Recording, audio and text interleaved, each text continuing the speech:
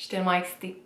Première vraie vidéo YouTube. J'ai vraiment envie de faire du contenu long depuis tellement longtemps. Puis là, quoi de mieux que le Galentine's comme première vidéo. J'ai l'impression que tout le monde a ce discours-là, mais sincèrement, du plus loin que je me rappelle, j'ai toujours voulu avoir une chaîne YouTube. Ça fait hyper longtemps que je suis des YouTubers et des YouTubers et des YouTubers qui font autant du lifestyle, mais surtout de la bouffe. Donc, des what I eat in a day, des hauls d'épicerie, des comment j'organise un dinner party, whatever.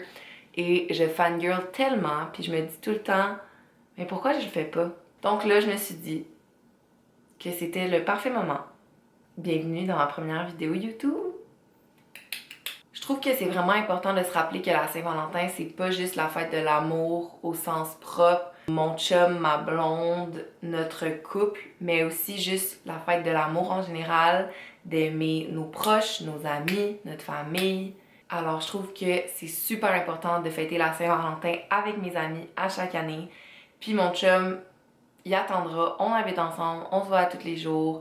Je trouve qu'avec nos amis, on vieillit, on a de moins en moins de temps pour se voir. Puis la Saint-Valentin, c'est vraiment le best prétexte pour se dire comme on se fait un truc entre girls. Puis on fait de quoi de spécial surtout parce que mes amis, je les vois pas mal une fois par semaine, mais je trouve qu'on fait souvent des petits soupers relax la semaine. Mais là, le Galentine, on y va all the way. Dans cette vidéo, je vous apporte avec moi du début à la fin. Donc de l'élaboration du menu à la thématique, au board d'inspiration, etc.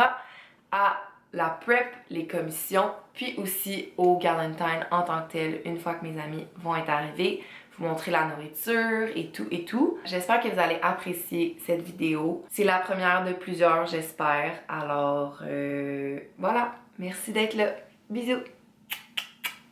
Je pense que ma partie préférée quand je host, quand j'ai des contrats, c'est vraiment de set le menu, d'être créative, d'essayer de faire des liens entre les plats, les bouchées, etc.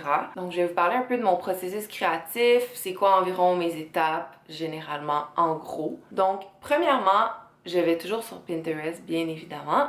Et je me fais un board avec autant des inspo au niveau des recettes qu'au niveau du thème, de la déco, direction artistique. Cette fois-ci, je me suis pas pris super d'avance, fait que c'était pas le board le plus complet, mais je savais pas mal qu'est-ce que je voulais faire, fait que j'avais pas besoin d'aller super loin pour trouver c'était quoi le plan. Ce que j'aime du Galentine, c'est que je peux faire un menu qui fit pas nécessairement, mais qui fait girly, que je sais que mes amis vont avoir le goût de manger, puis qui répond un peu à mes cravings du moment ou à des choses que j'avais envie de cuisiner de base, mais que j'avais pas nécessairement eu l'occasion. Dans mon cas, c'était vraiment un crudo que j'avais envie de servir, puis du yogourt fouetté pour dessert. À noter que mes amies sont végétariennes et que j'ai une amie cœliaque, donc c'est sûr que le repas allait être sans gluten et végé. Donc je me suis dit que le crudo allait être le genre de plat principal. On s'entend que c'est un brunch, donc j'allais pas faire non plus un gros repas principal, entrée, dessert, mais plus comme un ou deux services légers, un petit dessert pour faire une petite touche sucrée à la fin. J'avais vraiment envie de mettre les agrumes, mais plutôt les oranges sanguines de l'avant parce que je trouve que ça fait vraiment Saint-Valentin. Puis on sort un peu du classique betterave là, pour que tout soit rose. Ben une orange sanguine là, c'est rouge pétant, pétant, pétant, c'est beau puis c'est bon. Puis aussi, ça fait frais. Je trouve qu'on est rendu à un moment d'hiver qu'on est toutes vraiment tannées puis on a hâte au printemps. Puis j'avais envie que le menu, il reflète le printemps, puis qu'on soit contente, puis qu'on soit plus dans nos winter blues. J'ai vu passer une fille qui faisait un genre de mocktail margarita avec une mandarine sumo en présentation. Puis je trouvais ça tellement beau. Puis là, je me suis dit, c'est sûr que je fais quelque chose du genre. Puis finalement, de fil en aiguille, ça s'est développé en étant un mocktail à l'orange sanguine. À l'hibiscus, parce que j'avais le goût d'explorer l'hibiscus aussi, parce que c'est rose, parce que c'est bon. Je trouve que ça fait un peu romantique. Et aussi au kombucha, parce que mes amis et moi, on s'achète toujours du kombucha quand on se fait des soupers. On s'achète des grosses bouteilles de kombucha, puis on se chug ça pendant le souper, puis on est bien content. Fait que je trouvais que c'était un mocktail quand même assez meaningful, qui fitait avec le thème et que tout le monde allait apprécier. Avec le crudo, je savais pas trop quoi servir, mais je me suis dit que j'avais envie d'intégrer une salade de radicchio parce que qu'est-ce qui fait plus Saint-Valentin qu'une salade de radicchio? On s'entend, la couleur du radicchio, ça fait Saint-Valentin all the way. Je me suis dit que cru aux agrumes, salade de radicchio avec une vinaigrette pas trop intense, un peu plus sur le sucré que le acide, beaucoup de miel, un bon pecorino pour faire une petite balance. Sinon, je trouvais qu'il manquait un petit peu de contenu au niveau de la bouffe avant le dessert, fait que je me suis dit que j'allais faire mon classique tartare de betterave qui est délicieux, mais avec des betteraves jaunes parce que j'avais envie de sortir un peu du classique betterave Saint-Valentin. Donc tartare de betterave jaune que je vais servir sur des endives. Ça va faire la petite touche élégante, fancy, puis ça va être super bon. Et c'est sans gluten aussi, on enlève le croûton, c'est parfait. Au niveau du dessert, j'avais vraiment envie de servir du yogourt fouetté parce que c'est vraiment mon obsession du moment. C'est délicieux. Au niveau du gluten, j'avais pas envie nécessairement de faire un gâteau sans gluten ou comme un biscuit sans gluten. Donc, je me suis dit que j'allais trouver un dessert qui avait juste pas de gluten de base pour pas risquer que ce soit pas à la hauteur de ce que je suis capable de servir parce qu'on a utilisé une farine sans gluten. Je suis tombée sur le granité rosé de Ottolenghi, puis ça m'a vraiment inspirée. Je me suis dit que j'allais trouver une recette de granité rosé, la mettre à mon image avec un rosé, du jus d'orange sanguine, peut-être un petit peu de pulpe aussi, yogourt fouetté, servi dans des petites coupes que j'ai tuffes qui sont tellement cute. Fait que je pense que ça va être vraiment parfait. Au niveau du design, moi j'utilise Adobe Illustrator parce que je paye la suite Adobe et c'est extra cher, donc je veux la rentabiliser. Mais honnêtement, Canva, ça peut vraiment faire la job pour ça. J'ai vraiment eu de la misère à design ce menu-là. Ça m'a pris une couple de jours on and off, au moins 3, 4, 5 layouts différents pour finalement arriver à mon layout final. Mais je pense que c'est normal, ça fait partie du processus.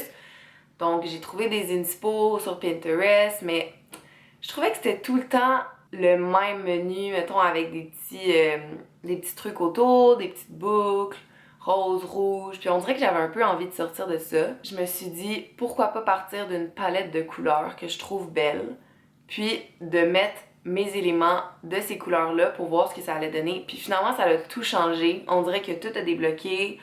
J'ai été capable de placer mon logo à une place le fun. Ça a juste fonctionné. Fait que j'avais trouvé ces deux palettes-là. Finalement, c'est celle-là qui a vraiment gagné parce que le mix de brun et de rose, c'est full trendy puis c'est tellement beau.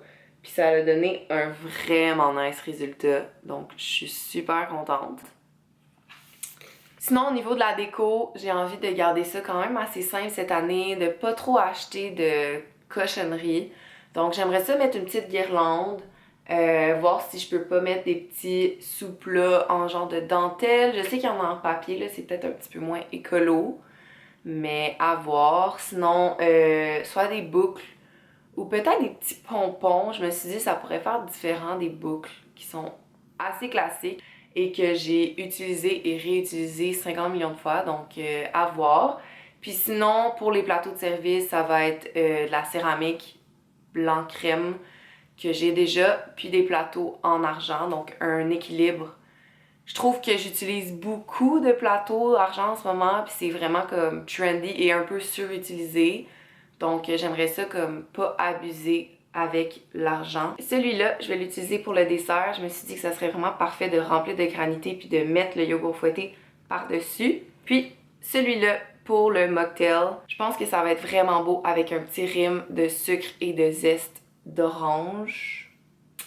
Ça va être beau, beau, beau. Évidemment, je vais acheter des fleurs, donc peut-être des tulipes pour continuer l'idée de on s'en va vers le printemps, on est tanné de l'hiver parce que qu'est-ce qui fait plus printemps que des tulipes, je sais pas. Et aussi, j'aimerais ça acheter comme peut-être quelques fleurs un petit peu plus funky. Je connais pas les noms de ces fleurs-là, mais je les trouve tellement belles. Puis, je veux absolument que les fleurs soient un petit rose qui fit avec mon menu pour essayer de garder une petite ligne directrice. Mais je me mets pas trop de pression, reste que oui, je fais quoi de gros, mais on s'entend que c'est pas non plus un gros contrat avec un client. Fait que c'est vraiment pas that deep, ça vaut pas la peine de me causer du sang de punaise pour que tout soit parfait. Mais ça, c'est un reminder pour moi que je ne vais certainement pas appliquer. Je m'en vais faire mes commissions. J'ai vraiment beaucoup de stuff à faire. Je dois aller au Maxi, au marché, à la poissonnerie, au bureau en gros chercher mon menu, aller acheter des fleurs. J'aimerais peut-être ça aller au village, voir si je peux pas trouver de la vaisselle ou des décos cute. Mais à suivre. Fait que je vais essayer de vous apporter avec moi, puis de vous faire des petits updates au courant des commissions. Mais I'm new at this, fait que je promets rien.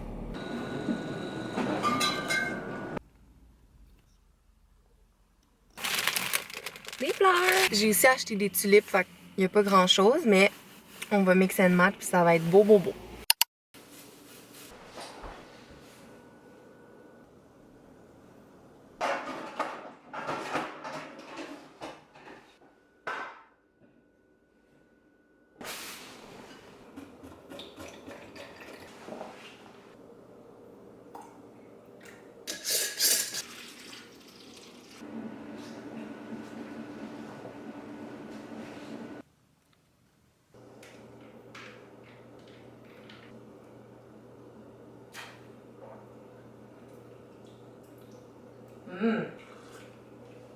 Qu'est-ce qui manque?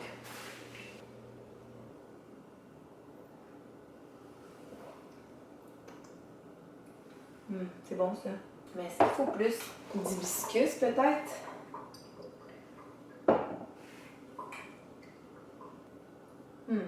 Ouais.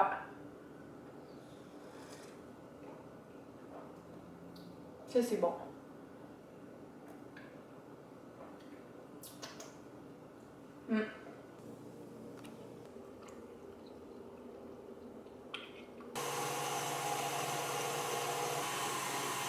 Yum.